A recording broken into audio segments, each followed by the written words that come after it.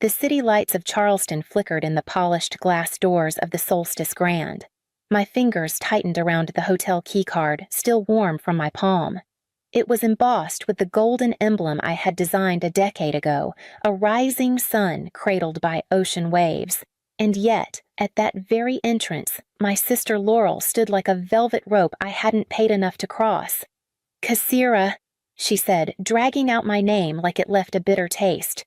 Her body angled sideways, an almost imperceptible block between me and the revolving doors. "I didn't think you'd actually show up. Thought you'd be busy. Folding napkins or whatever it is you do now." She adjusted the strap of her clutch, a patent leather imitation of a bag I'd seen in Milan last spring. The stitching was slightly off, the zipper crooked, but she wore it like a badge of status. "Dad's birthday isn't a walk-in kind of event," she added. "There's a dress code, a guest list, and an expectation of discretion." Before I could respond, the glass reflected another figure approaching. My mother Diane, draped in icy blue silk, and judgment appeared at Laurel's shoulder. Her eyes skimmed over me the way one scans for a flaw in a mirror quiet surgical practice. "We really hoped you'd understand," she said, offering a smile that didn't quite reach her eyes. "This isn't the time for tension or surprises. It's Martin's night." I smiled back. "I brought a gift." Laurel gave a theatrical sigh, rolling her eyes. A scented candle, a gift card to Olive Garden. I reached into my clutch and tapped the envelope inside without pulling it out. Something more permanent. Mom narrowed her eyes. "Look, sweetheart, it's not about the gift. It's about presentation. Status. We've worked hard to make sure tonight reflects well on the family. Everyone important will be here, the Penbrooks, the Crestwells, Mr. Durant from First National. You understand?" Yes, I understood. I understood perfectly. They'd spent years shaping their version of family into something polished, palatable, and exclusive. My departure from the family accounting firm had made me the stain on that carefully starched white collar, and now they feared I'd show up and ruin their illusion of unity and wealth. "I'm not here to cause a scene," I said softly. "But your presence would be a scene," Laurel snapped. "What do you expect us to do, introduce you as the sister who left to wait tables?" I nearly laughed. If only they knew. Instead, I said nothing. I watched the marble floors inside sparkle under chandeliers I'd chosen. I watched a bellhop escort guests to elevators I'd approved.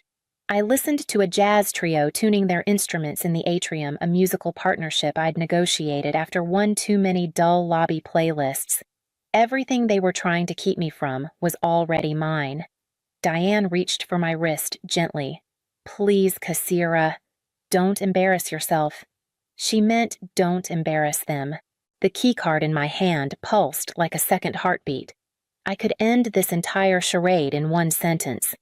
But I didn't. Not yet. Sometimes silence sharpens truth better than any words. "I understand," I said finally. They both relaxed, misreading me again. And I stepped back, giving them what they thought was victory, even as I stared up at the hotel's name in shining brass letters, Solstice Grand. The name they'd erased me from. The building they thought I had no place in. The empire they didn't know I'd built. From the sidewalk, I watched a valet open the door for a man I recognized, Judge Albright, whose wife had just renewed their resort membership last week. I tucked the keycard into my clutch and walked calmly to the corner, letting the wind carry the scent of gardenia and wood smoke from the courtyard fires. I wouldn't force my way in. I'd just wait for them to realize they'd slammed a door shut on its owner. 10 years ago, I stood in the conference room of Vaughn and Associates, holding a printed resignation letter and shaking like a child about to speak out of turn. The office still smelled like dry ink and burned coffee. Laurel sat in the corner tapping on her tablet like I didn't exist. My father stood at the head of the polished oak table, arms folded across his chest, waiting for me to back down. "I'm leaving," I said, voice small but steady. "I've been accepted into the hospitality management program at Penn." He blinked once. "You mean to wait tables? I mean to run hotels," I replied. "Own them." His laughter was sharp. "Kasira, this family built something solid, something respectable. And you want to go fold towels and ask strangers if they want extra pillows? I remember Laurel's snicker the way she didn't even look up from her tablet. Don't forget she gets to plan wedding brunches and clean up champagne vomit. Sounds glamorous. My father's expression turned hard. If you walk out of here, you walk out for good. There won't be a job waiting when it falls apart. There won't be bailouts. I'm not asking for one, I said. You're not thinking clearly, he shot back. You're acting like some glorified waitress with a savior complex. I held his gaze. Then let me save myself. That was the last time I stepped into that office. They removed my photo from the company website by the end of the week. My name vanished from the family newsletter by that Christmas. In place of celebration, I got silence. In place of support, I got absence. And in that absence, I built something they couldn't see. I started small entry-level in a boutique hotel in Philadelphia, working the front desk, the linens, the breakfast bar. I learned the rhythms of hospitality not from textbooks but from double shifts and mop buckets. While they played dress-up in financial prestige, I was learning how to manage people-read margins, negotiate vendor contracts, and spot opportunity where others saw risk. The first hotel I bought was on the verge of bankruptcy. No one saw value in it, but I did. I stripped the wallpaper myself, slept in one of the guest rooms while the renovations happened around me, reopened it 8 months later under the name Solstice Inn. Within a year, it was turning a profit. Within 3, it was a brand. Now, it's an empire. And still, they think I manage a brunch cafe. A car horn jolted me back to the present. A stretch limousine pulled up in front of the Solstice Grand. Out stepped Laurel smirking, waving to someone inside like a pageant queen, probably soaking in the attention she thought belonged to her. I stayed in the shadows. Let her soak it in. Soon she'd find out whose spotlight she was standing in. Laurel stepped back outside just as the valet closed the limousine door. She spotted me immediately, narrowed her eyes, and tossed her freshly curled hair over one shoulder like she was preparing for a photo shoot. Still here, she said, her voice tight with disbelief. I thought you got the message. I offered a small smile. I didn't realize you were the one sending them. She gave a scoff and gestured to the gold pendant resting just above her collarbone. Anyway, I don't expect you to understand, but some of us have actual careers to protect. I made junior partner last week. Dad was thrilled. We even celebrated here in the Sapphire Lounge. That would have been the night my head of marketing sent me a note about unauthorized press photos being taken in one of our lounges. Laurel's name had been on the internal report. I hadn't followed up. Let them have their moment. Congratulations, I said. I hear the firm finally signed their lease. She blinked. How do you, small town? I replied. It wasn't. But the building they were leasing belonged to one of my real estate holdings. My team had flagged their application for missing income documentation. I approved it anyway. Diane emerged next, waving to a guest who passed by in a blur of perfume and heels. She turned to me and frowned. That's what you're wearing? She asked, gesturing vaguely to my black dress. It's subdued. I prefer simple. She leaned closer. Kassira, this is the Solstice Grand. Elegance matters, not restraint. I traced the seam of the sleeve with my finger. It's custom. Julian Renee, from the unreleased fall line. Diane froze. Renee doesn't release until next month. I know. I was at the preview in Paris. Her mouth opened, then closed. No retort came. It wasn't about the dress. Not really. It never was. It was the idea that I might still be standing outside the frame they painted for me, that I hadn't faded into the life they assigned me, a cautionary tale of rebellion and regret. You always did have expensive taste, Laurel muttered, even when you couldn't afford it. I looked past her into the lobby. A group of suited men laughed with the front desk concierge, 3 of them representing a bank we'd been quietly negotiating to acquire. I learned to invest in quality, I said. It pays off in the long run. Diane exhaled. Just go home, Kassira. Honestly, you'll feel better. I almost did. I almost turned away. For a moment, I wanted to hand over the envelope and leave without another word, let them live inside their illusion. But something inside me refused. Not pride, not vengeance. Something quieter, firmer. I stayed where I was, back straight, the keycard still tucked inside my clutch like a promise waiting to be opened. Let them keep watching. I hadn't spoken yet. Laurel checked the time on her phone, then glanced toward the entrance like she was trying to decide if I was worth another minute. "You really don't get it, do you?" she said finally. "The VIP floor is reserved. It's for family and distinguished guests." I raised an eyebrow. "And I'm neither." She smiled sweetly. "You left the family, remember? And as for guests, let's just say the room's full of people who matter." I didn't respond. I didn't need to. She'd handed me the script. I was just waiting for the right moment to flip it. "We've got the Whitmores coming," she added, ticking them off her fingers. "The Crestwells, Judge Albright. Oh, and the Donovans, they just closed a big property deal." I nodded like I hadn't already seen every name on her mental guest list. The Whitmores leased 3 floors in my Midtown tower. The Crestwells had just signed an annual contract with our Aspen retreat. Judge Albright's foundation banquet was held at one of my hotels last month at a heavily discounted rate he still hadn't paid for. And the Donovans, I was their silent investor. "I see," I said calmly. "Quite the guest list." Diane stepped in, her tone clipped. "This isn't personal, Kassira. We just can't risk drawing attention tonight. Your father deserves something elegant, without complications." I looked up at the hotel. Its sweeping windows reflected the golden hour light like fire wrapped in glass. I remembered selecting those panes after the contractor tried to sell us a cheaper version. I remembered standing in this very spot the night we opened, watching guests arrive in black ties and velvet gowns, never once thinking my own family would be the ones trying to shut me out. Laurel crossed her arms. "You wouldn't even recognize the VIP floor. It's all hand-picked design, custom chandeliers, imported marble curated art pieces. It's not exactly your style." I fought the laugh rising in my throat. I'd personally approved every detail she just listed. The chandeliers came from a workshop in Prague I'd visited in person. The marble mined from the same quarry I used for the Tokyo resort. The art commissioned by a local painter I'd mentored through our small business incubator program. She was describing my work like it belonged to someone else. But I let her keep going. I let them both believe they were protecting something I couldn't possibly understand. And while they stood there clinging to their borrowed status, I quietly pulled the keycard from my clutch and ran my thumb across the gold emblem. It was time. The glass doors of the Solstice Grand parted with a whisper, and out stepped Donovan, tall, composed, and in his signature charcoal suit. He scanned the scene like a man trained for crises, then locked eyes with me. "Madam CEO," he said, voice calm but clear enough to echo across the entrance. "Your table is ready. Chef Langston is waiting for your approval on the tasting menu." Laurel blinked. Diane's fingers twitched around her clutch.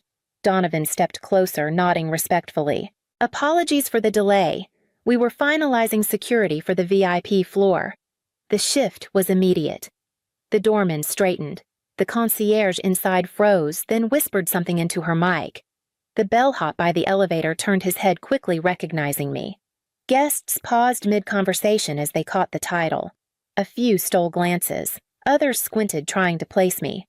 One man, Mr. Whitmore himself, actually did a double take. My mother turned to me, the color drained from her face. "Kassira," she murmured, "what is this? I believe you mentioned the VIP floor," I said softly, stepping forward. "I'd like to go up." Laurel recovered enough to scoff. "This is a joke." Donovan didn't flinch. "Miss Vaughn is the founder and CEO of Solstice Luxe Hospitality. She owns the Solstice Grand as well as all affiliated resorts, hotels, and restaurant groups under the Solstice brand." Gasps. Real ones. Not polite party reactions, actual startled gasps. "Which includes, Donovan added the office building your firm just leased Ms. Vaughn, and the Charleston properties Mr. Whitmore's team manages." Laurel's mouth fell open. Diane stepped back, her heel slipping slightly on the curb. I turned to them both. "Shall we? I hear the view from the top floor is worth seeing." Then I stepped forward past their silence into the lobby I had built. The marble under my heels was smooth, cool, familiar. My staff greeted me with nods, soft smiles, and a touch of awe. Rachel at the front desk spoke gently into her earpiece. "She's here. Elevators are ready." I walked to the center of the atrium, the chandelier above catching firelight from the lobby sconces. My family lingered behind me, unmoving, but the doors were already open, and this time I wasn't waiting for permission to walk through them. The elevator doors slid open with a soft chime, revealing the Solstice Grand's private lounge. The room fell silent the moment I stepped inside. Dozens of carefully curated guests turned their heads in unison. Waitstaff froze mid-pour. Soft jazz stuttered to a halt, as if even the music had recognized the shift in power. My father stood near the head table drink, in hand-mouth slightly ajar. He didn't move. My mother gripped her pearl necklace like it was a rosary, her eyes scanning me from head to toe as if searching for an explanation she could live with. I kept walking. Cassira Martin Vaughn said at last, stunned. "What are you doing here? I believe this is your birthday?" I replied gently. "I came to offer my gift." Mr. Kwan from Crest Point Bank stepped forward, interrupting. "Miss Vaughn, I had no idea you were connected to the Vaughn family. We've been trying to reach your office for weeks regarding our expansion loan." Before I could respond, Judge Albright appeared beside him. "Cassira Vaughn," he said with a chuckle. "Now everything makes sense. The woman behind those property acquisitions. I should have known it was someone with Charleston roots. The Blackwells were next." "Your team rejected our membership application," Mrs. Blackwell murmured, suddenly deferential. "We'd love a chance to reapply directly." I glanced back toward the elevator. Diane stood at the threshold, plastering on a smile, her voice lifting for the guests nearby. "We've always been proud of our daughter. Of course we supported her journey. It's just, well, she's always been independent." Laurel was behind her, half shielded by the door, staring at the marble floor like it had betrayed her. I turned back to the guests. "Please enjoy the evening. Everything has been arranged. My staff is here to ensure you're comfortable." "Cassira," my father said again, quieter this time. "I didn't know." "No," I replied. "You didn't." He looked smaller now. Not just surprised, but fragile. The same man who once told me no daughter of his would serve tables. Now, surrounded by the very people who once dismissed me, each suddenly eager to attach their name to mine. I made my way toward the table and gently placed the envelope beside his plate. He didn't reach for it. Behind me, I heard my mother trying to explain me to the Blackwells as if I were a rediscovered heirloom. I let her, but I took my seat at the head of the table, not because they finally invited me, but because I had always belonged there. I found him alone on the terrace, hands resting on the stone railing, his eyes fixed on the Charleston skyline like it might offer answers he couldn't find in the room behind us. He didn't turn when I stepped beside him, just sighed. "You've built quite a kingdom." I nodded. "Yes, I was wrong about you." His voice cracked slightly. So terribly wrong. For a moment, neither of us spoke. The night air was soft, salt-tinged. Far below, the city pulsed with life restaurants, streetcars, laughter echoing off brick. "I never needed you to believe in me," I said. "I just wanted you to see me." He lowered his head. I didn't know how. "No, I said you didn't try." He turned toward me slowly, searching my face. "Can you ever forgive me?" I looked out past the rooftops. The dome of the old courthouse glowed gold against the indigo sky. A city that had once made me feel small now looked like something I could hold in my hands. "You didn't fail me by doubting me," I said. "You failed me by measuring love with status. You loved us based on who followed your path. You respected only what fit your image." He didn't argue, didn't flinch. "I didn't come here tonight for closure," I added, "or for approval. I came because I stopped needing either." His eyes shone with something like grief, not for what he'd done, but for the version of me he'd never cared to know. I stepped back toward the glass doors. "You can tell people your daughter owns the Solstice Grand now. That seems like something you'd enjoy saying at dinners." "Cassira," he started, but I'd already turned away. The door closed gently behind me. I slipped away before the final toast. Let them clink glasses and pretend they knew me. Upstairs in my private office overlooking the bay, I let the quiet settle. The skyline shimmered a city I'd once been told I'd never belong to. Now it was mine in more ways than they'd ever know. My desk held a short stack of business cards, ones slipped to me by guests who once ignored me. Suddenly, they wanted meetings, partnerships, introductions. Laurel's fiancé had disappeared mid-reception. No explanation. Just vanished when the truth settled in. Diane retreated behind air-kissed diplomacy, apologizing for my independent streak with the same charm she used to dismiss me. I opened my checkbook, wrote a quiet donation to a women's startup fund under a pseudonym. The memo line read, "For the girl they once called a waitress." Then I leaned back in the leather chair I'd chosen a lifetime ago, the one no one gave me, the one I built. Below, the last of the party lights flickered off. The story they told about me was over. Now I would write my own. The runway shimmered in the early light as I stepped onto the jet. No entourage, no camera flashes, just the hush of a morning and the weightlessness that comes from leaving something behind. My phone buzzed once my father. A short message. "Let's talk again soon," I read it, then let it disappear. Some things don't need a response. Instead, I opened a new message. To Donovan. Let's move forward with the new resort project. One without gates, no velvet ropes, no dress codes, just belonging. He replied within seconds, already drafting the site plans. We'll send options by end of day. I smiled. Outside the window, the city faded beneath the clouds. They had written me out of the family story a long time ago. All I did was stop asking for a paragraph. I became the publisher. And now, no more waiting for applause that would never come. No more shrinking to fit their narrative. They tried to lock me out. I became the architect of every room they'll never own.